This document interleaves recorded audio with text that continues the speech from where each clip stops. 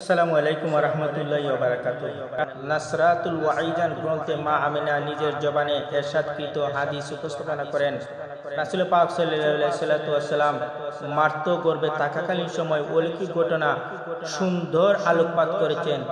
একটি বর্ণনা নিম্নরূপ: বিবি আমিনা রাদিয়াল্লাহু তাআলা আনহু বলেন, আমি ইমামুল মুরসালিন রাসূল পাক সাল্লাল্লাহু আলাইহি ওয়াসাল্লামকে গর্ভ ধারণ করার পর প্রথম মাসে এক রাতে এক বুজুর্গ ব্যক্তি আমার নিকট এসে বললেন, মারহাবা ইয়া মুস্তাফা, মারহাবা। আমি জিজ্ঞাসা করলাম, আপনি কে? উত্তরে তিনি বলেন, আমি হচ্ছি আদম আলাইহিস সালাম। সুবহানাল্লাহ। আমি তোমাকে শুভ সংবাদ দিচ্ছি, তোমার পেটে দুজাহানের বাদশা নবী অবস্থান করেছেন। তৃতীয় মাসে অনুরূপ পর্যন্ত শীস আলাইহিস সালাম এসে বললেন, আসসালামু আলাইকুম ইয়া হাবিবাল্লাহ, এবং আমাকে শুভ সংবাদ প্রদান করলেন। তৃতীয় মাসে হযরত ইদ্রিস আলাইহিস সালাম তারপরে আগের ন্যায় খুশবু শুনালেন। চতুর্থ মাসে হযরত নূহ আলাইহিস সালাম আমার স্বপ্নে এসে আমাকে শুভ সংবাদ দিলেন, আমাকে মুবারকবাদ দিলেন। পঞ্চম মাসে হযরত ইব্রাহিম আলাইহিস সালাম, ষষ্ঠ মাসে হযরত ইসমাঈল আলাইহিস সালাম, সপ্তম মাসে হযরত মুসা আলাইহিস সালাম, অষ্টম মাসে হযরত ঈসা আলাইহিস সালাম নবীর উপর সালাম জানাইলেন।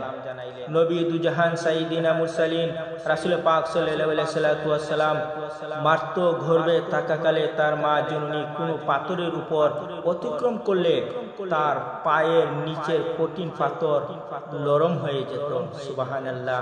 মা আমিনা যদি কোনো পাথরের উপরে ওনার কদম রাখতেন আর নিচে যে পাথরটা ছিল ওই পাথরটা তুলার ন্যায় নরম হয়ে যেত। মা আমিনার কষ্ট যেন না হয়। মা আমিনা যদি কূপের মধ্যে পানি সংগ্রহ করতে চাইতেন, তখন কূপের পানি নিচ থেকে উপরে চলে আসতো, যাতে মা আমিনা অতি সহজে কূপের পানি সংগ্রহ করতে পারতেন। সুবহানাল্লাহ। যখন প্রখর রোদের মধ্যে মা আমিনা রাস্তা দিয়ে হাঁটতেন, তখন আল্লাহ পাক রব্বুল আলামিন সূর্যের তাপটাকে একটা মেঘমালা দিয়ে মা আমিনাকে ছায়া দিতেন। সুবহানাল্লাহ। যাতে মা আমিনার কষ্ট না হয়। ফিরে আকাশে উড়ে যাওয়ার সময় তার নিকট এসে এসে তার সাথে জিয়ারত করত এবং তার থেকে বরকত অর্জন করত। হযরত আমিনা এসব ঘটনাগুলি দেখতে পেতেন, তা সবাই রাসূল মাকবুল সাল্লাল্লাহু আলাইহি ওয়াসাল্লাম ওই নূর কেরামতের প্রকাশ হওয়ার বরকতি দেখতেন, যা বিষয় পবিত্র কুরআনে আল্লাহ পাক রব্বুল আলামিন ঘোষণা করেন, কাদ জাআকুম মিনাল্লাহি নূরুন ওয়া কিতাবুন মুবিন।